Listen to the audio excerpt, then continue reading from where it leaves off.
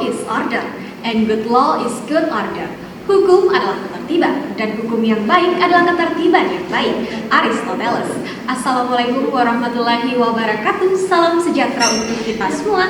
Shalom Om Swastiastu, Namo Buddhaya, dan salam kebajikan.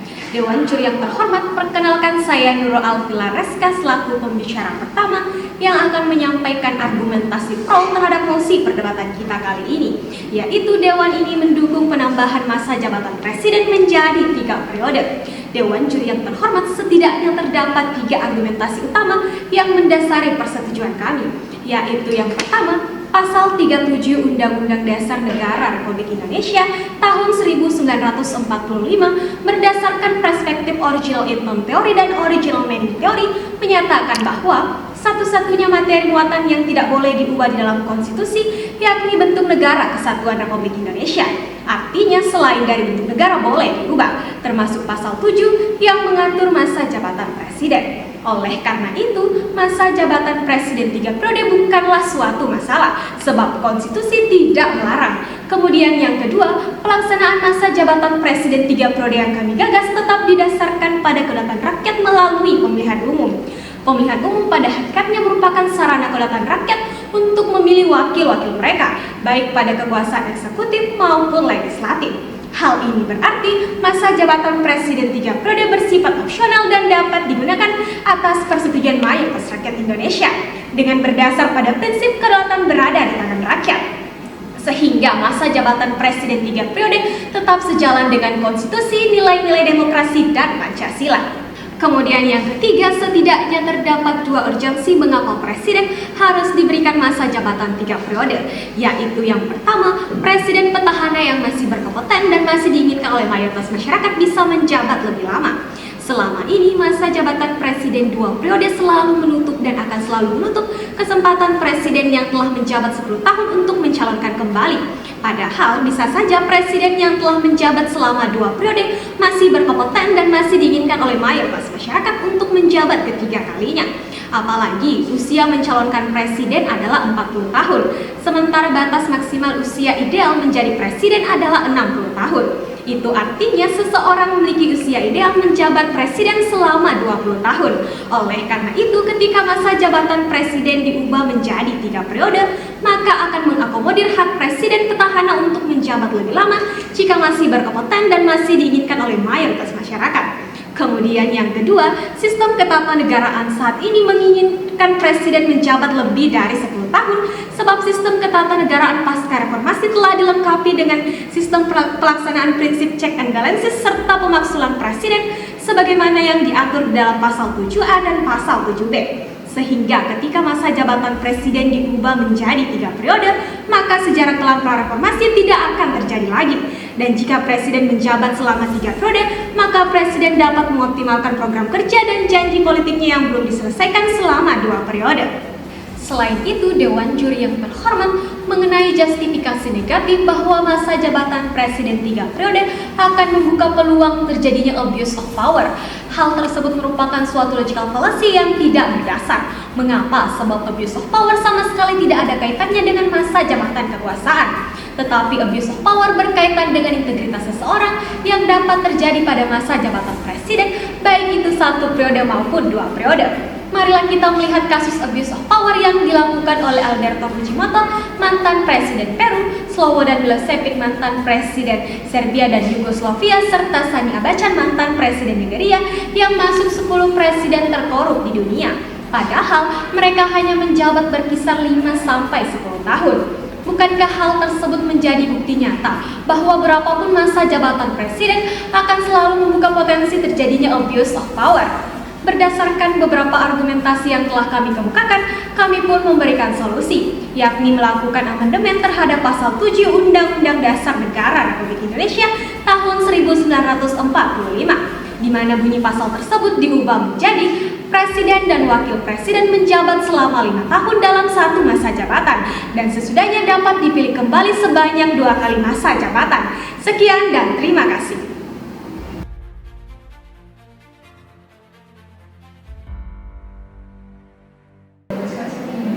Power tends to corrupt, absolute power corrupt absolutely. kekuasaan cenderung disalahgunakan, kekuasaan yang mutlak pasti disalahgunakan. Lord Acton. Assalamualaikum warahmatullahi wabarakatuh. Salam sejahtera untuk kita semua. Shalom, Om Swastiastu, Namo Buddhaya, dan salam kebajikan. Yang mulia Dewan Juri yang terhormat, pemerhati konstitusi yang amat terpelajar, serta rekan berpikir kami dari tim Pro. Perkenalkan, saya Usma Ida selaku pembicara kedua yang akan menyampaikan argumentasi kontra terhadap mosi perdebatan kita kali ini, yaitu Dewan ini mendukung penambahan masa jabatan presiden menjadi 3 periode. Dewan Juri yang terhormat, setidaknya terdapat 3 argumentasi utama yang mendasari ketidaksetujuan kami, yaitu yang pertama, masa jabatan presiden 3 periode akan membuka potensi besar terjadinya abuse of power. Niccolo Machiavelli dalam bukunya The Prince mengemukakan bahwa salah satu faktor utama yang menyebabkan terjadinya penyalahgunaan kekuasaan yaitu masa jabatan kekuasaan. Hal ini pun diamini oleh Bivitri Susanti selaku pakar hukum tata negara. Ia menyatakan bahwa ketika presiden diberikan masa jabatan selama 3 periode, maka hal tersebut akan semakin membuka potensi terjadinya abuse of power. Marilah kita melihat 3 mantan presiden terkorup di dunia, yakni Soeharto, mantan presiden Indonesia, Ferdinand Marcos, mantan presiden Filipina, dan Mobutu Sese Seko, mantan presiden Republik Kongo, yang menjabat lebih dari 10 tahun. Oleh karena itu, masa jabatan presiden harus dibatasi selama 2 periode untuk meminimalisir terjadinya abuse of power. Kemudian yang kedua, Dewan Juri yang terhormat, masa jabatan presiden 3 periode akan mencederai semangat reformasi dalam konsep pembatasan kekuasaan. Dalam teori pembatasan kekuasaan, Patmo Wahjono membagi konsep pembatasan kekuasaan menjadi 2 bagian, yaitu yang pertama membatasi wewenang kekuasaannya dan membatasi waktu atau masa pelaksanaan kekuasaan tersebut. Itulah sebabnya pada amandemen Undang-Undang Dasar 1945, The Framers of Constitution membatasi masa jabatan presiden selama 2 periode atau 10 tahun pada pasal 7. Hal ini dimaksudkan agar sejarah kelam pra-reformasi tidak terulang kembali. Oleh karena itu, ketika masa jabatan presiden diubah menjadi 3 periode, maka akan merusak dan mencederai semangat reformasi dalam konsep pembatasan kekuasaan sebagai upaya menguatkan sistem presidensial. Selanjutnya yang ketiga, Dewan Juri yang terhormat, masa jabatan presiden 3 periode akan merusak regenerasi kepemimpinan presiden di Indonesia. Mengapa? Pertama, masa jabatan presiden 3 periode akan memperkecil kesempatan bagi orang lain untuk terpilih sebagai presiden. Sebab presiden petahana hanya akan fokus mencari dan mempertahankan kekuasaannya selama 15 tahun. Kemudian yang kedua, ambang batas pencalonan presiden atau presidential threshold yang tinggi akan semakin memperkecil kesempatan orang lain untuk terpilih sebagai presiden. Sebab yang dapat mencalonkan sebagai presiden hanyalah orang-orang yang memperoleh dukungan politik lebih dari 20%. Sementara presiden petahana akan berusaha memperoleh dukungan politik yang besar dari partai politik. Oleh karena itu, masa jabatan presiden 3 periode yang diperparah dengan tingginya ambang batas pencalonan presiden akan merusak regenerasi kepemimpinan. Dewan Juri yang terhormat, kami pun menawarkan solusi yang solutif terhadap mosi perdebatan kita kali ini sebagai bentuk lex semper debet remedium bahwa hukum selalu memberi obat. Yang pertama, mempertahankan masa jabatan presiden 2 periode yang termaktub dalam pasal 7 Undang-Undang Dasar Negara Republik Indonesia tahun 1945. Kemudian yang kedua, jika dilakukan amandemen kelima Undang-Undang Dasar Negara Republik Indonesia tahun 1945, maka yang harus dilakukan ialah memperkuat kedudukan Dewan Perwakilan Daerah, pengaturan Komisi Pemberantasan Korupsi di dalam konstitusi, serta hal-hal substantif lainnya yang mengarah pada perbaikan sistem ketatanegaraan, bukan mengarah pada kekuasaan. Dan yang ketiga, menurunkan ambang batas pencalonan presiden atau presidential threshold dari 20% menjadi 5-10% untuk menjaga regenerasi kepemimpinan presiden di Indonesia. Berdasarkan beberapa argumentasi yang telah kami paparkan, hingga detik ini kami tetap menolak mosi perdebatan kita kali ini. Sekian dan terima kasih.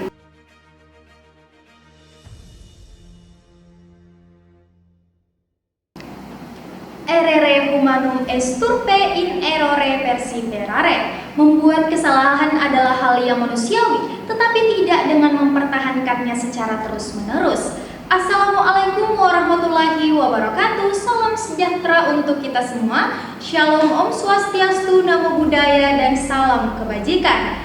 Dewan Juri yang terhormat, perkenalkan saya Nurmandasari selaku pembicara ketiga yang akan menyampaikan argumentasi kesimpulan terhadap mosi perdebatan kita kali ini, yaitu Dewan ini mendukung penambahan masa jabatan presiden menjadi 3 periode. Dewan Juri yang terhormat, setidaknya terdapat 3 argumentasi yang digagas oleh pihak pro untuk memperkuat standing position-nya, yaitu yang pertama, masa jabatan presiden selama 3 periode tidak dilarang oleh konstitusi, sehingga pasal 7 Undang-Undang Dasar Negara Republik Indonesia tahun 1945 memungkinkan untuk diubah. Yang kedua, masa jabatan presiden 3 periode yang digagas oleh pihak pro bersifat opsional yang ditentukan oleh mayoritas masyarakat melalui pemilihan umum, sehingga masyarakatlah yang menggunakan kedaulatannya untuk menentukan apakah presiden menjabat 3 periode atau tidak.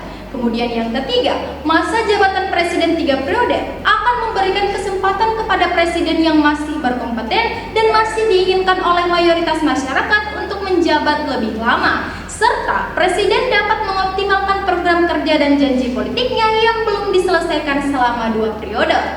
Pihak pro pun memberikan solusi, yakni melakukan amandemen kelima Undang-Undang Dasar Negara Republik Indonesia tahun 1945 dengan mengubah materi muatan pasal 7 untuk melegitimasi masa jabatan presiden 3 periode.